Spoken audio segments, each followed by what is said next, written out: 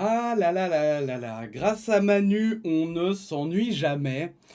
Et du coup, eh bien aujourd'hui, on va parler natalité et notamment de la natalité en Belgique parce que donc pour ceux qui n'ont pas suivi, Emmanuel Macron, le président de la France, a fait un communiqué, enfin a fait une sorte d'interview, ouais, de trucs un peu bizarres, de conférences de presse, dans laquelle il a axé sa politique future, notamment sur la natalité. Alors ça a fait énormément parler de lui, parce que c'était un sujet qu'on n'attendait pas vraiment.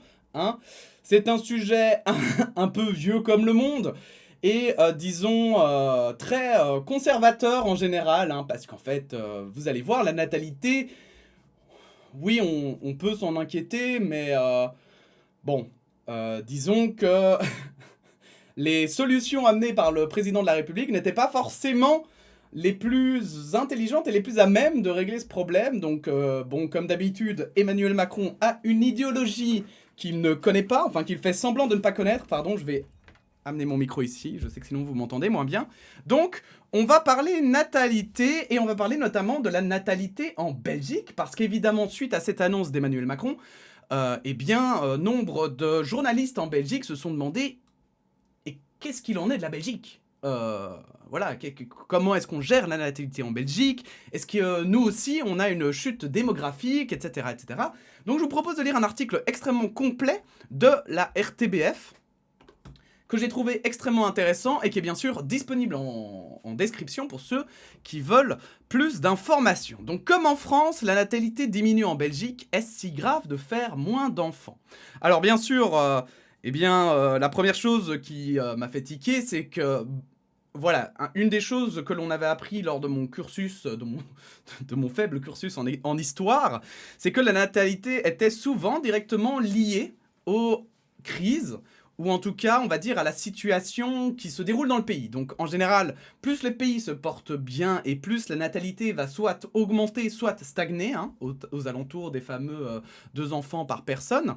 Et puis, plus on est dans une situation de crise, et plus, alors justement, eh bien, les gens ont tendance, en général, à faire des enfants. Alors, ça dépend quand même voilà, de l'environnement, etc.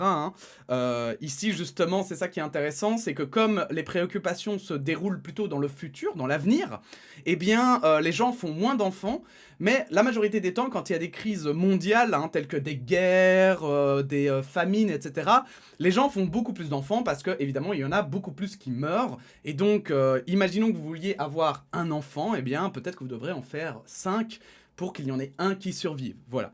Et du coup, ce phénomène qui existe depuis très très longtemps et qui a été étudié, eh bien, il y en a beaucoup qui le craignent parce que, notamment aujourd'hui, quand il y a une crise, quand on dépasse la crise, eh bien, en fait, on a les capacités technologiques et médicales pour que, si quelqu'un fait 5 enfants, les 5 survivent.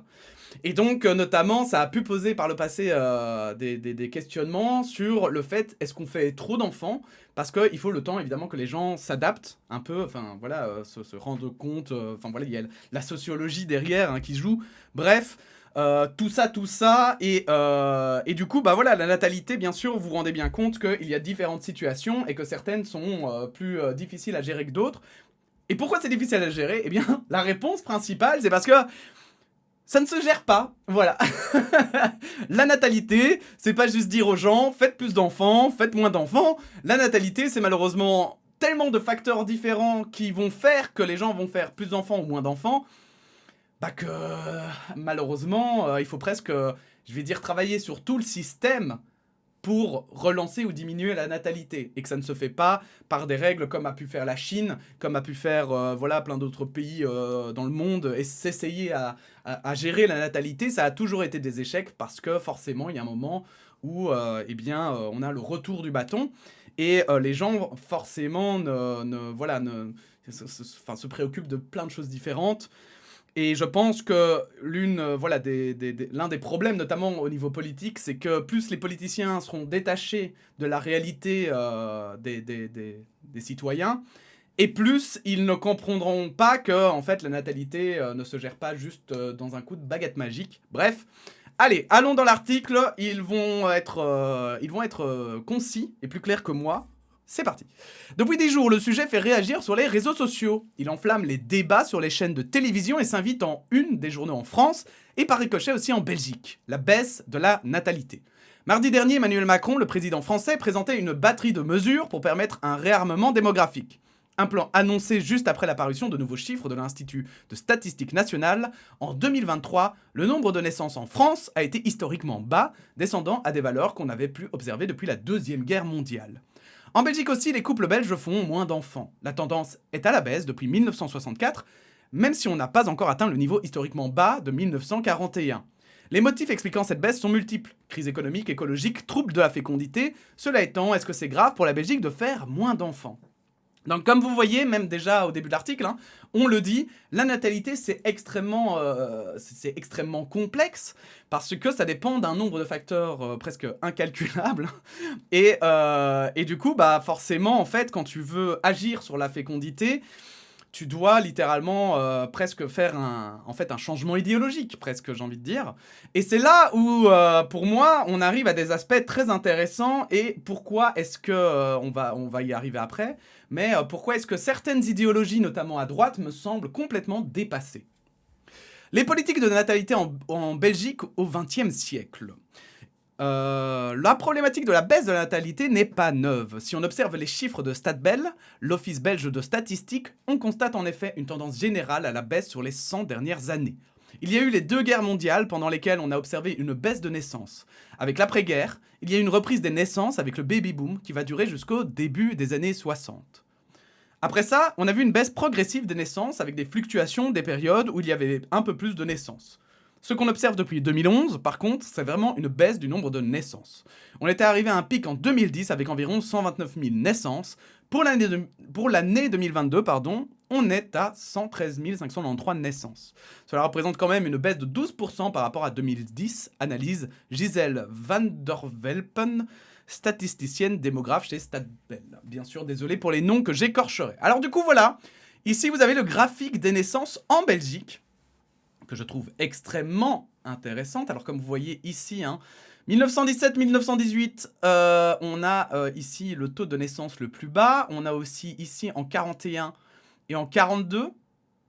Et c'est ça qui est intéressant, c'est vraiment, voilà, c'est ça que les historiens nous avaient expliqué, c'est effectivement tout ce boom de naissance. Alors évidemment, quand vous voyez ici, quand l'avenir est incertain, eh bien le nombre de naissances chute forcément, puisqu'on ne sait pas si l'environnement est favorable pour un enfant ou non, et donc il y a beaucoup de gens qui se disent qu'ils vont attendre que la tempête passe avant de faire des enfants. Voilà. Maintenant, voilà, je vous le dis après, moi, mes souvenirs en histoire, ils deviennent de plus en plus vieux, bien sûr, et ne sont pas forcément fiables. Donc voilà, c'est à confirmer, mais je vous le classe quand même au cas où, voilà, si quelqu'un a une correction à amener, bien sûr, vous êtes libre de le faire dans les commentaires. Bien sûr, on n'a jamais trop d'infos. Cette baisse de la natalité préoccupe l'État belge depuis bien longtemps. Au XXe siècle, plusieurs mécanismes sont créés pour soutenir les couples qui souhaitent faire des enfants. C'est notamment la Ligue des familles, créée en 1921, qui milite pour faire adopter une série de mesures. Donc vous voyez, vraiment pas nouveau. À l'entre-deux-guerres, le Parlement belge vote la création des allocations familiales. Dès 1930, les parents salariés peuvent bénéficier de cette aide, destinée à aider les parents à payer les frais liés à l'éducation de leurs enfants. 7 ans plus tard, elles sont étendues aux indépendants. Au départ, l'accent est mis principalement sur le nombre d'enfants. Les mesures avantagent surtout les familles nombreuses. C'est aussi la position de la Ligue des familles. Jusqu'au milieu des années 50, on ressent des préoccupations d'inspiration nataliste dans le chef de la Ligue. Le mouvement souhaite avant tout que les familles nombreuses profitent d'une politique qui serait la garantie de la sauvegarde de la nation face au dépérissement démographique, écrit la Ligue dans un document retraçant l'histoire de l'organisation. Et on peut constater que Emmanuel Macron n'est pas vraiment sorti de cette mentalité qui est de motiver les Français pure souche à faire des enfants parce que pour augmenter et faire gonfler bien sûr la population. Alors vous le verrez, les motivations sont différentes évidemment que l'après-guerre. Mais on est toujours dans une idée il faut avoir des enfants français, mais surtout pas d'autres nations, parce que ça, ce serait vraiment dangereux pour nous. Tout ça, bon, tout le volet finalement un petit peu à peine voilé du racisme d'une certaine idéologie, quoi. Bref. Donc, ce positionnement est lié au contexte de l'époque. Dans les années 30, la population européenne se relève après la Première Guerre mondiale. Environ 41 000 soldats belges sont morts dans les tranchées. En France, ils sont plus d'1 300 000. Le traumatisme est grand. Face à la menace d'une nouvelle guerre, les États s'inquiètent de ne pas avoir assez de soldats pour défendre leurs frontières. Cette inquiétude est déjà présente en France dès la fin du 19e siècle avec la guerre franco-allemande. Comme l'explique au Monde Sandra Bray, historienne et démographe au CNRS, à cette époque, la France vient de sortir d'une guerre contre l'Allemagne et sa natalité baisse. Ce n'est pas le cas de son voisin de l'Est, et donc la France craint de ne pas avoir assez de soldats si elle était amenée à combattre à nouveau contre l'Allemagne. La tradition des politiques natalistes en France naît dans ce contexte et perdure encore aujourd'hui. Et c'est ça, moi, que je trouve passionnant avec l'histoire, par contre, c'est que on a toujours, en fait, des impacts aujourd'hui, parfois un siècle, parfois 2 siècles après, sur finalement des réflexions, des idéologies qui sont nées il y a 2 siècles. Et ça, évidemment, moi, je trouve ça passionnant. Et c'est là où, pour moi, il y a beaucoup de gens qui ne se rendent pas compte, mais on a de la propagande qui, parfois, a des milliers d'années, et qui existe toujours encore aujourd'hui. Et sur laquelle on est encore influencé, que ce soit par les cours qu'on donne à l'école, et où les gens, les professeurs ne sont pas assez... ne sont pas assez au courant de l'évolution de l'histoire ou de la façon d'enseigner, ou alors n'ont pas le temps, ou voilà, il y a plein d'explications évidemment. Je ne jette pas forcément la pierre aux enseignants, mais évidemment, voilà, ce sont des choses, on sait que dans chaque pays du monde, il y a forcément des romans nationaux qui existent et qui sont parfois racontés au détriment de la véritable histoire. Et voilà, la France a par exemple comme événement criant ce soit Napoléon, qui a encore une magnifique image aujourd'hui alors que ça reste un empereur. Mais en Belgique, nous avons notamment la libération, voilà, la libération de la Belgique en quelque sorte, hein, son indépendance, qui a été mise en scène, alors qu'en réalité, voilà, ça a été fait un petit peu sur un coup de bol.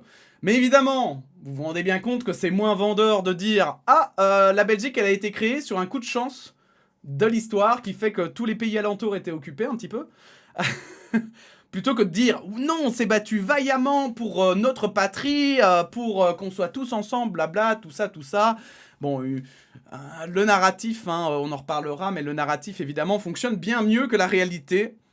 Et c'est pour ça qu'il faut éviter de tomber dedans. Hein. L'objectif nataliste, voilà, bon alors. La Belgique, de son côté, se détache rapidement de cette approche nataliste. Contrairement à la France, la dimension sociale prend le dessus. L'objectif nataliste n'a jamais été vraiment explicite dans la politique familiale belge, comme c'est le cas de la politique familiale française, analyse Esther Rizzi, professeure en démographie à l'UC Louvain, spécialiste des questions liées à la famille. Donc l'UC Louvain, c'est une université à Louvain. Je crois qu'on avait vu, CNRS, mais ça vous connaissez, c'est en France. Bref, tout ça. Il s'agit de politiques de services d'accueil et de congé parental, de transferts monétaires qui, tout en soutenant les familles, favorisent aussi la fécondité. Je l'ai dit bizarrement. À partir des années 50, la Ligue des familles change également son discours. Elle souhaite que le nombre d'enfants ne soit plus le seul facteur à retenir pour le calcul des allocations familiales. La Ligue se démènera pour que toute famille, même composée d'un seul enfant, soit soutenue. La position initiale de la Ligue, qui préconisait la défense des familles nombreuses plutôt que celle des nombreuses familles, change progressivement, détaille la SBL. Et ça, c'est bien. Ça, c'est extrêmement bien.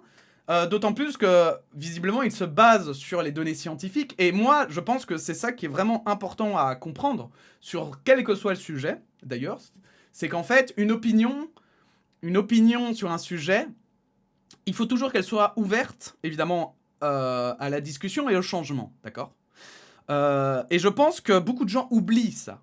Beaucoup de gens pensent savoir des choses, alors qu'en réalité, il y a des grandes chances qu'ils se trompent. Et en fait, pour moi, la façon de vraiment éviter ce piège, hein, c'est en se permettant de réfléchir à des scénarios différents. Donc pour vous donner un exemple avec moi-même, peut-être, que ça vous parlera plus, mais concernant le racisme, par exemple, ça m'est déjà arrivé, évidemment, de rencontrer des gens racistes, et de discuter avec eux sur le racisme, leur racisme. Alors parfois, ils s'admettent eux-mêmes racistes, c'est quand même très rare. Généralement, c'est plutôt des gens qui vont dire « je suis pas raciste, mais il y a des problèmes sur certains aspects ». Et en fait, moi, je pose toujours la question de pourquoi est-ce qu'ils pensent comme ça, pour 2 raisons. c'est déjà parce que, je suis curieux intellectuellement de comprendre un petit peu leur manière de penser, qu'est-ce qui les ennuie vraiment. Et parce que moi, et ça c'est la deuxième raison, bah, j'ai envie, moi je suis dans une optique de vouloir comprendre le monde, de vouloir comprendre la réalité à laquelle on fait face. Et je pense que pour ça, il faut toujours mettre ces idées, il faut toujours confronter ces idées en fait. Il faut toujours mettre ces idées en péril et voir si elles tiennent toujours. C'est comme ça qu'on connaît la vérité. Et en réalité, par exemple, pour prendre le racisme, on pourra faire... voilà, il y a eu beaucoup de gens qui m'ont exposé leurs arguments concernant ce sujet, et je n'ai jamais été convaincu. Voilà. Je reste... voilà, j'ai lu tellement de facteurs, tellement de choses positives concernant le mélange des cultures, le partage des cultures, que ce soit dans mes propres expériences, mais surtout aussi dans les recherches scientifiques sur le sujet. Je remarque que quand même, voilà, il n'y a aucune réalité factuelle pour être raciste. Et donc, il n'y a aucune raison d'être raciste. Et du coup, ce que je remarque par contre, c'est que les personnes avec lesquelles j'en discute, elles ne sont pas forcément, ou n'ont pas cette ouverture d'esprit. Dans le sens où elles vont croire ce qui va dans leur sens, mais elles ne vont pas commencer à lire ce qui va dans un sens inverse. Elles vont pas commencer forcément à chercher et à voir si les données que moi je leur présente sont peut-être fiables, qu'elles existent peut-être dans une réalité scientifique, ou que quelque chose leur échappe, vous voyez. Et donc, je pense que c'est là où on commence à s'en mêler les pinceaux et à commencer à arriver sur des récits alternatifs et à s'éloigner finalement de la vérité. Et pourquoi j'explique ça? Parce que simplement, bah, je crois que c'est quelque chose qui est important, et je pense que ici sur cette chaîne, au vu de vos réactions, vous êtes très nombreux à penser comme moi, j'ai l'impression. Mais voilà, au cas où vous tombez par hasard sur cette chaîne, eh bien, sachez-le, voilà, moi, je suis prêt à admettre n'importe quoi tant que, en fait, il y a des preuves assez solides pour le croire. Et puis voilà, en fait. Et puis si vous voulez convaincre, en fait, avant de convaincre les autres, essayez déjà de vous convaincre vous-même. Et si vous êtes convaincu vous-même en essayant pourtant au maximum de détruire vos idées, eh bien à ce moment-là, peut-être que votre idée est solide, et c'est à ce moment-là que vous pouvez la présenter aux autres et leur demander eux ce qu'ils en pensent. Et peut-être qu'ils vous redirigeront sur d'autres sources que vous ne connaissez pas, ou sur d'autres qui vont soit dans votre sens, soit pas dans votre sens. Et c'est comme ça qu'on arrive à faire la vérité, et je pense à éviter d'être un gros connard. Voilà, parce que c'est surtout ça mon propos, c'est que je pense qu'il y a beaucoup de gens qui campent sur leur position et qui sont pas là en recherche de vérité, ils sont juste là pour convaincre les autres qu'ils ont raison. Et ça ne va pas, parce que ce n'est pas la démarche, je pense, qui fera avancer tout un chacun. Et donc, la Ligue, bravo, de changer de mentalité et d'avancer. C'est comme ça qu'on progresse finalement. Financer les pensions et stimuler l'économie. Aujourd'hui, remplir les rangs de l'armée n'est plus l'argument principal de la Belgique et de la France. Il ne semble par contre pas avoir été complètement oublié quand on observe le lexique associé à la guerre utilisé par Emmanuel Macron lors de la présentation de son plan pour augmenter la natalité. L'expression réarmement démographique n'est pas neutre. Effectivement, il a utilisé énormément réarmement, et ça pose beaucoup de questions d'ailleurs, parce qu'on voit en Emmanuel Macron beaucoup d'expressions, d'éléments de langage qu'il emprunterait finalement à son fave, à son best friend, hein, qui n'est autre que... et voilà, je l'avais il y a 2 minutes, je ne l'ai plus dans ma tête. Charles de Gaulle, voilà, évidemment. Le fameux de Gaulle, hein, qui ne nous manque pas. Et donc il y a ce côté un petit peu travail patrie-famille, hein, qui ressort. Alors moi je vais pas vous mentir, hein, je suis encore pas mal ce qui se passe en Ukraine, je vois ce qui se passe Israël-Palestine, vous connaissez mes positions, j'ai fait plusieurs vidéos sur chacun, je pense, chacune des guerres, on en reparlera peut-être à l'occasion. Mais donc autant je pense qu'il ne faut pas être naïf et penser que la Russie elle est toute gentille et que l'économie l'a rendue insignifiante, ni même penser que voilà, la guerre entre Israël et le Hamas ne s'étendra jamais parce que NP, personne ne veut d'une guerre, donc c'est tranquille, on peut laisser tout faire, rien ne se passera. Non, voilà, je pense qu'effectivement, il faut faire attention à ne pas être trop naïf et il faut effectivement pouvoir se défendre. Maintenant, il y a une différence entre se défendre, parce qu'on l'a bien vu aujourd'hui, et je vais dire, et la puissance finalement en homme, qui était un élément vraiment important avant et qui aujourd'hui quand même n'est plus autant important. Alors c'est important, mais on a bien vu que les Ukrainiens ont réussi à faire face à l'armée soviétique, hein, simplement parce qu'ils avaient des armes technologiquement bien plus avancées, et on le voit quand même, et je pense que c'est aussi ce qui fait que l'Amérique a un tel poids aujourd'hui encore plus dans le monde, c'est qu'elle a montré que ces armes, c'était pas de la gnognotte. Donc voilà, donc c'est un peu compliqué, j'avoue, l'armement, etc. Parce que voilà, moi, je suis pas du tout... voilà, je trouve que c'est très mal utilisé de parler de réarmement démographique. Je trouve que c'est d'un très mauvais goût. Je crois qu'il aurait pu parler de guerre. Il aurait pu parler des inquiétudes qu'a l'Europe sur la montée en puissance des armes et l'agressivité des dictatures. Mais de là à parler d'un réarmement démographique, genre... faut arrêter, quoi. Il y a un moment... faut arrêter. À présent, la préoccupation majeure des pays occidentaux est d'avoir assez de travailleurs pour stimuler l'économie et pour payer les pensions. Après la Deuxième Guerre mondiale, la création de la sécurité sociale en Belgique permet à tous les travailleurs de bénéficier d'une pension une fois à la retraite. Tout au long de leur carrière, les travailleurs cotisent pour leur pension, mais ce n'est pas cet argent qui servira à financer leur retraite. Dans le système actuel, les travailleurs actifs aujourd'hui payent les pensions des personnes qui sont en ce moment à la retraite. Ce système fonctionne s'il y a plus d'actifs que de retraités. Si on combine une baisse de naissance et le vieillissement de la population, cet équilibre risque un jour d'être rompu. Ça fait des décennies que le nombre moyen d'enfants par femme est en dessous de 2, et donc ça veut dire que les générations ne sont pas remplacées. La génération des parents n'est pas remplacée par la génération des enfants. Et du point de vue d'un pays, ça peut créer des déséquilibres, notamment dans un régime de paiement des retraites par répartition où les jeunes générations payent les retraites des vieilles générations. Ça peut aussi créer des déséquilibres sur le marché du travail, moins de soignants pour les personnes âgées, par exemple, résume Esther Rizzi de l'UC Louvain. Pour inverser la tendance et garantir une pension aux jeunes générations, plusieurs voix s'accordent pour dire qu'il est urgent de réformer le système des pensions. Et ça, c'est peut-être pas une mauvaise idée, mais je crois que le problème qui survient à vouloir changer le système des pensions, c'est qu'en fait, c'est un changement idéologique qui doit se faire. C'est-à-dire qu'aujourd'hui, on va vulgariser au maximum, on a la gauche et la droite. La droite, elle va vouloir que l'on diminue les pensions, tout court. Elle va vouloir que les travailleurs travaillent plus. Voilà, ça va être des solutions vraiment libérales. Alors que la gauche, qu'on l'appelle aujourd'hui plutôt l'extrême gauche, hein, eh bien, elle va être beaucoup plus sur l'augmentation des retraites, mais par la taxation, par exemple, des entreprises, par la recherche de cet argent, etc. Parce qu'au final, c'est ça le vrai cœur du problème. Ce n'est pas tant le système de répartition des retraites, mais c'est ce qu'il représente.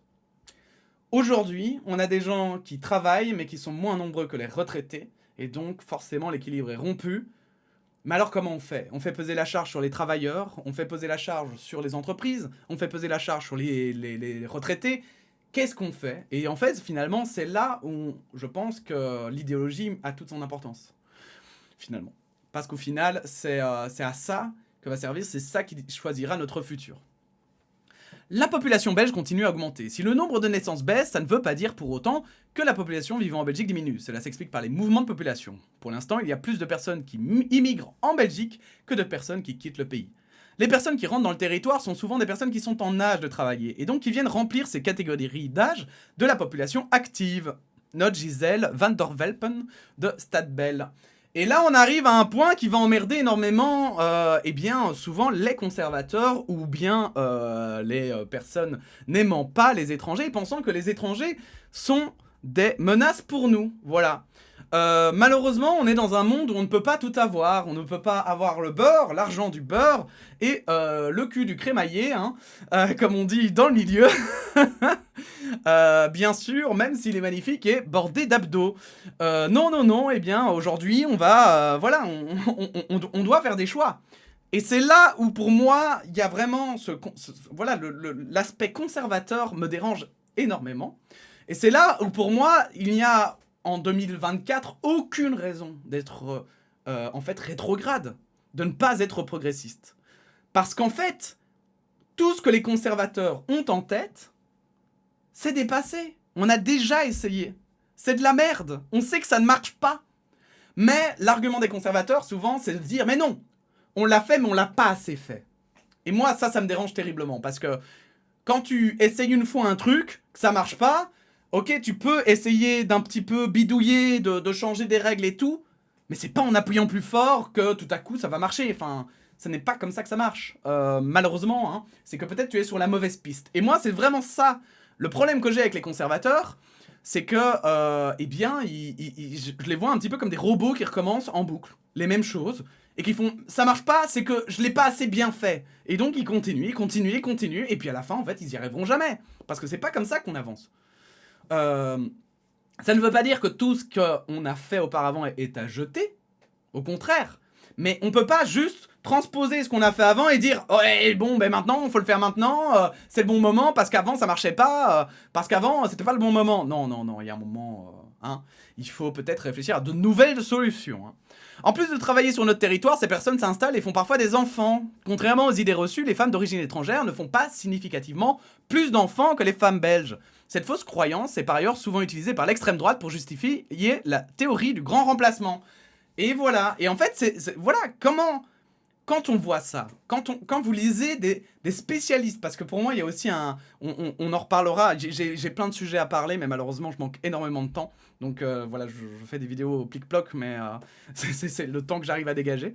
Mais en vrai, c'est une croyance. C'est une croyance que les femmes qui arrivent ici font tout à coup 50 enfants, et puis c'est parti mon kiki, on y va, il y aura plus de Français, il y aura plus de Belges, il y aura plus d'Européens... Et moi, ça, en fait, moi, je vais vous avouer que c'est pas tant le fait qu'il y ait des gens qui le croient qui m'énerve, c'est pas les gens qui croient ça. C'est les gens qui leur font croire. Moi, ça m'énerve énormément parce que je pense que les gens qui leur font croire sont bien moins honnêtes que les gens qui le croient. Voilà. C'est moi, j'ai énormément de mal avec l'extrême droite et les gens qui sont à l'extrême droite, avec l'éducation qu'ils ont, avec voilà l'accès à l'éducation, mais aussi aux données, etc. J'ai énormément de mal à croire qu'ils ne puissent pas savoir que c'est du bullshit. Voilà. Je pense qu'Emmanuel Macron, il sait très bien que c'est du bullshit. Je ne suis pas sûr qu'Emmanuel Macron soit profondément raciste, dans le sens où je ne pense pas qu'il, par exemple, durcit la loi... voilà, qu'il mette la loi immigration parce que lui n'aime pas les immigrés. Moi, je pense que, voilà, des gens comme Emmanuel Macron, ce sont des gens qui pensent que les gens aime ça, en fait, voilà, que les gens sont racistes, ou alors qu'il voit son entourage qui devient de plus en plus raciste, alors du coup, lui, il se dit, bon, ben voilà, il faut aller dans leur sens, hein, les gens commencent à penser comme ça, et bref, et moi, ça m'énerve énormément, parce que ils ont accès aux chiffres, ils savent très bien la vérité, mais ils ne veulent pas la vérité, ils ne sont pas là, Emmanuel Macron n'est pas là pour se battre pour la vérité, Emmanuel Macron n'est pas là pour porter ses bolocus, hein, comme on va dire, et les mettre sur la table et dire... Écoutez, la natalité elle baisse, mais c'est pas un drame. Voilà. Ou alors la natalité elle baisse, mais la solution c'est d'amener des migrants. Ça, je ne le vois pas le dire. C'est trop dangereux pour lui. Voilà, c'est la vérité, mais même s'il la sait, il la dira pas. Et ça, moi, ça m'emmerde. Et c'est là où moi, je parle aux gens d'extrême droite, ici, là maintenant, et que je leur demande, ça vous dérange pas? Ça vous dérange pas d'être à côté de la vérité? Ça ne vous dérange pas de vous dire que peut-être que tout ce que vous pensez est faux? Et de ne jamais creuser assez que pour le voir, et que dès que vous creusez, vous le remettez sur le côté parce que, au cas où, quoi, s'il y a une dissonance cognitive, ça fait mal. Moi, moi, ça me terrifie. Moi, c'est quelque chose qui me terrifie, hein. Voilà. C'est pas... Parce que faire des erreurs, moi, pas de problème. Voilà, je fais des vidéos, je sais très bien que dans mes vidéos, il y a des choses qui sont vraies à un instant T, mais qui ne sont sûrement pas toujours vraies.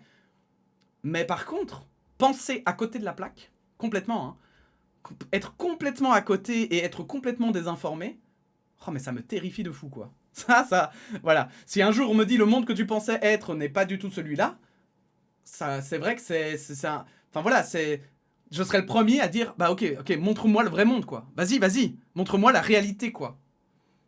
Et en fait, j'ai vraiment l'impression, quand je vois des gens d'extrême droite, c'est qu'ils n'ont pas envie de se mettre en danger idéologiquement, ils n'ont pas envie de se mettre en danger intellectuellement, et donc en fait ils restent dans leur confort comme ça, de penser que, eh bien finalement des idées assez simples, hein, mais que de penser que c'est les autres le problème, que le problème enfin voilà, parce que évidemment si t'as pas accès, je pense aussi, hein, c'est un mélange de plein de choses, mais mais de penser comme ça qu'il y a que ceux qui s'invitent dans ton pays qui sont un problème, c'est tellement facile. C'est tellement facile, quoi.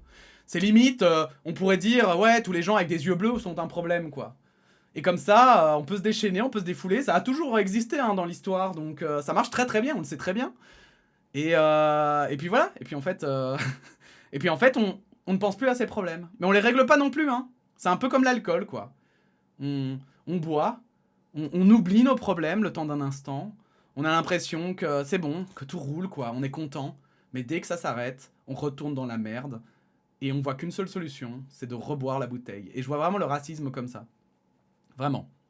De manière générale, même si leur indice conjoncturel de fécondité est un peu plus élevé que celui des femmes de nationalité belge, on observe que les femmes de nationalité étrangère ont tendance à se calquer, à terme, sur la fécondité des femmes du pays d'accueil, confirme la statisticienne. Par exemple, en région de Bruxelles-Capitale, l'ICF, indice conjoncturel de fécondité, est de 1,7 enfants par femme étrangère, contre 1,3 pour les femmes belges. Ce qui est dans les deux cas sous le seuil de renouvellement des générations, soit 2,1 enfants par femme. Même si on ne peut pas affirmer que cette population vient combler le vide créé par la baisse de natalité, ces nouveaux arrivants permettent de continuer à faire croître la population belge. Ensuite, comme le rappelle Le Monde, la productivité ne se calcule pas uniquement en nombre de bras. Chaque année, la productivité des travailleurs belges augmente. Une seule personne peut abattre en moyenne plus de travail en 2024 qu'elle ne faisait au début du XXe siècle, par exemple. Cela s'explique par l'industrialisation et l'informatisation des tâches. Grâce aux machines et aux ordinateurs, moins de travailleurs peuvent réaliser plus de tâches qu'auparavant. Et ça compte énormément, évidemment. Et ça, c'est un truc qu'on ne tient jamais en compte. Rappelez-vous, dans les années 70, 80, 90, il y avait, je crois que c'est plus 80, 90, mais on imaginait le futur totalement automatisé, plus de fermes. Et non, on envoie des machines s'occuper des bêtes, on envoie des machines s'occuper des plantations. Et le fermier, il doit faire quoi? Il doit juste checker sur son ordi si tout est ok. Il peut se réveiller quand il veut, il peut aller dormir quand il veut. C'est un seul gars, il peut s'en occuper tout seul. Ou alors c'est 3 gars, enfin j'invente, hein, mais ça demande 10 fois moins de personnes. En fait, c'est fantastique quand on y pense. C'est tous les métiers pénibles, vous les oubliez. Égoutier, finito, c'est bon. C'est plus difficile. On envoie un robot et il se charge du truc. Sauf qu'en fait, on a créé les robots, mais on n'est pas sorti du même système. On est toujours dans ce système qui veut plus de productivité, qui se dit que tout le monde doit travailler un certain nombre d'heures, et que ça doit être exactement ce nombre d'heures, parce que c'est comme ça depuis toujours, avec des gros guillemets. Mais en fait, on ne réfléchit pas à... Mais si on a moins de travail, peut-être qu'on devrait payer, et payer les gens différemment, en fait. Plus en fonction des heures de travail, mais en fonction du travail qu'ils font, peut-être, et de l'importance de ce travail. Hein? Et peut-être qu'on devrait aussi mieux choisir les cadres dans les entreprises, mais bon, ça, on y arrivera plus tard, un jour. Et voilà, et j'ai juste surligné ici, au final, la décision repose sur les couples, parce que, en fait, on n'a pas grand-chose, il y a juste cette phrase que je trouvais intéressante en termes de conclusion. Je pense que c'est parce que, dans son discours, Emmanuel Macron s'intéressait plus aux problèmes démographiques de la nation qu'à la dimension du désir de fécondité du couple. En réalité, l'égalité de genre et le soutien de la fécondité sont deux objectifs qui peuvent être atteints par des politiques comme le congé parental, mais aussi les crèches. Elles favorisent le travail de la femme et favorisent aussi l'implication des hommes. Donc voilà, parfois on doit faire des choix, c'est vrai, et ça, Manu, il a raison. Hein. Les politiciens ont globalement raison, parfois il faut faire des choix. Et pourtant, ici on peut, pour une fois, pour un problème, on n'est pas obligé de faire un choix, on peut faire les deux en même temps. On peut non seulement améliorer les conditions de vie de tout le monde, tout en gardant une natalité intéressante pour la société. Hein? Et ça, ça demanderait quoi? Mais ça demanderait qu'en fait, on arrête de se vriller sur l'idéologie, mais qu'on pense plutôt en termes de solutions et d'efficacité. Et ça, je l'ai vu grâce à Klemovic, hein, notamment, voilà. Emmanuel Macron, il adore parler du factuel, il adore parler du rationnel comme si c'était des évidences. Et pourtant, il en est extrêmement loin, il n'y a rien de rationnel, il n'y a rien de logique dans ses propositions de manière générale. Il est là pour flotter tout le monde, et lui a la vérité, et lui seul a la vérité. Et ça, je vais pas vous mentir, c'est quelque chose qui est général dans les politiques. Et moi, je vais même vous dire, j'ai connu un jour un politique qui m'a dit « Il ne faut pas dire la vérité, il faut convaincre que tu dis la vérité. » Et j'ai détesté ça. Voilà, c'est un truc qui m'est resté. J'ai détesté ça parce que pour moi, ça, ce n'est pas de la politique. Ça, c'est du bullshit. Ça, c'est un job que tu fais pour faire un job et parce que t'en as rien à foutre. Voilà. Mais ça, c'est aussi le meilleur moyen de tomber dans les travers, on va dire, de l'idéologie, en fait. De tomber dans les travers, et si t'as tort, tu risques de faire des dégâts immenses. Parce que tu vas rester dans ton mensonge, et tu vas continuer dans ce mensonge, et tu vas te planter. Et en fait, bah voilà, aujourd'hui les politiciens en France et en Belgique, alors je pense que c'est pire en France, parce qu'en Belgique on a la chance d'être un pays divisé, donc évidemment tout le monde a un peu peur de se faire marcher sur les pieds, donc les gens sont un peu plus prudents, enfin je veux dire les politiques, mais en fait quand ils pensent, on a des gens qui sont de plus en plus déconnectés du monde réel, je le dis, voilà.